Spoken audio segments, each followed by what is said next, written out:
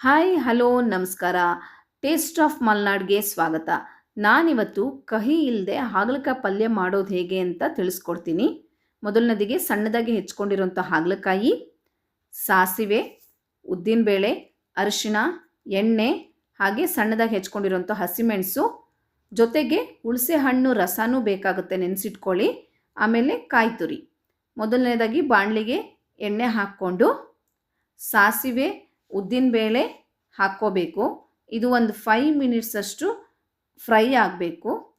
ಉದ್ದಿನಬೇಳೆ brown ಕಲರ್ಗೆ change ಆಗುತ್ತೆ, ಹಾಗೂ ಸಾಸಿವೆ ಚಟಪಟ ಅಂತ ಸಿಡಿಯುತ್ತೆ. ಅಲ್ಲಿವರೆಗೂ ಇದನ್ನು ಫ್ರೈ ಮಾಡ್ಕೊಳ್ಳಿ. ನಂತರ ಸಣ್ಣದಾಗಿ ಹೆಚ್ಕೊಂಡಿರುವಂಥ ಹಸಿಮೆಣಸಿನ್ಕಾಯಿನ ಮಿಕ್ಸ್ ಮಾಡ್ಕೋತಾ ಇದ್ದೀನಿ.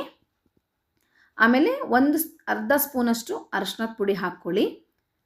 ಇದು 2 ನಿಮಿಷ ಚೆನ್ನಾಗಿ ಫ್ರೈ ಆದ ನಂತರ 2 ನಿಮಿಷ ಚೆನ್ನಾಗಿ ಲೋ ಫ್ಲೇಮ್ನಲ್ಲಿ ಇಟ್ಕೊಂಡು ಫ್ರೈ ಮಾಡಿ, ಆಮೇಲೆ ಇದಕ್ಕೆ ಹಾಗಲಕಾಯಿ ಹೆಚ್ಚಿಟ್ಕೊಂಡಿರೋಂಥದ್ದನ್ನು ಮಿಕ್ಸ್ ಮಾಡ್ಕೋತಾ ಇದ್ದೀನಿ.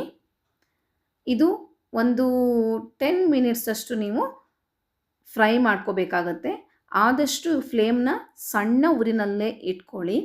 ಯಾಕೆ ಅಂದರೆ ನೀವು ಹೈ ಫ್ಲೇಮಲ್ಲಿ ಇಟ್ಕೊಂಡ್ರೆ ಇದು ಬೇಗ ತಳ ಹತ್ತೋಕೆ ಇರುತ್ತೆ. ಯಾಕಂದರೆ ನಾವು ಇದಕ್ಕೆ ನೀರನ್ನ ಮಿಕ್ಸ್ ಮಾಡ್ಕೋತಾ ಇಲ್ಲ ಎಲ್ಲೂ, ಹಾಗೆ ಇದನ್ನು ಡ್ರೈ ಫ್ರೈನೇ ಮಾಡ್ಕೋಬೇಕಾಗತ್ತೆ. ಒಂದು 5 ನಿಮಿಷ ಆದಮೇಲೆ ಇದಕ್ಕೆ ಉಪ್ಪು ರುಚಿಗೆ, ಹಾಗೆ ನೆನೆಸಿಟ್ಕೊಂಡಿರುವಂತಹ ಹುಣಸೆ ಹಣ್ಣು ರಸ, ಆಮೇಲೆ ಬೆಲ್ಲನ ಮಿಕ್ಸ್ ಮಾಡ್ಕೋಬೇಕಾಗುತ್ತೆ. ಹುಣಸೆಹಣ್ಣು ಮತ್ತು ಉಪ್ಪನ್ನ ಸ್ವಲ್ಪ ಜಾಸ್ತಿನೇ ಕ್ವಾಂಟಿಟಿನ ಹಾಕ್ಕೊಳ್ಳಿ. ಬೆಲ್ಲ ನೀವು ಡಬ್ಬಿ ಬೆಲ್ಲ ಇದ್ದವರು ಹಾಕ್ಕೋಬೋದು, ಇಲ್ಲ ಅಂದರೆ ಉಂಡೆ ಬೆಲ್ಲ ಇದ್ದವರು ಅದನ್ನು ಪುಡಿ ಮಾಡಿನೂ ಹಾಕ್ಕೋಬೋದು, ಹಾಗೆ ಕರಗಿಸಿ ಕೂಡ ನೀವು ಹಾಕ್ಕೋಬೋದು. ಒಂದು 2 ಸ್ಪೂನಷ್ಟು ಬೆಲ್ಲನ ಹಾಕ್ಕೊಳ್ಳಿ. 2ರಿಂದ 3 ಸ್ಪೂನ್ ಬೇಕಾಗುತ್ತೆ. ಇದನ್ನು ಚೆನ್ನಾಗಿ ಫ್ರೈ ಮಾಡಿ. ನೋಡಿ, ಈ ಥರ ಬ್ರೌನ್ ಕಲರ್ ಬರೋವರೆಗೂ ಅದು ಫ್ರೈ ಆಗಬೇಕು. ಚೆನ್ನಾಗಿ ಅದು ಸಣ್ಣ ಉರಿನಲ್ಲೇ ಮಾಡ್ಕೋಬೇಕು. ನಾನು ಹೇಳ್ತಾ ಇದ್ದೀನಿ, ಮತ್ತು ಎಲ್ಲೂ ನಾವು ಇದಕ್ಕೆ ನೀರನ್ನ ಮಿಕ್ಸ್ ಮಾಡಿಲ್ಲ.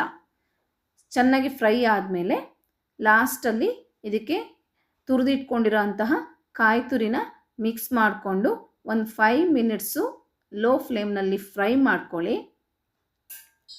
ನೀವು ನೋಡಿ ಈ ರೀತಿ ಬರುತ್ತೆ. ಇದನ್ನು ನೀವು ಸರ್ವಿಂಗ್ ಬೌಲ್ಗೆ ಹಾಕ್ಕೊಂಡು ಸರ್ವ್ ಮಾಡಿದ್ರೆ ಊಟದ ಜೊತೆ ಇದು ತುಂಬಾ ಟೇಸ್ಟಿಯಾಗಿರುತ್ತೆ. ನಿಮಗೆ ಇದು ಹಾಗಲಕಾಯಿ ಪಲ್ಯ ಅಂತಲೇ ಗೊತ್ತಾಗೋದಿಲ್ಲ. ಟ್ರೈ ಮಾಡಿ ನೋಡಿ. Thank you.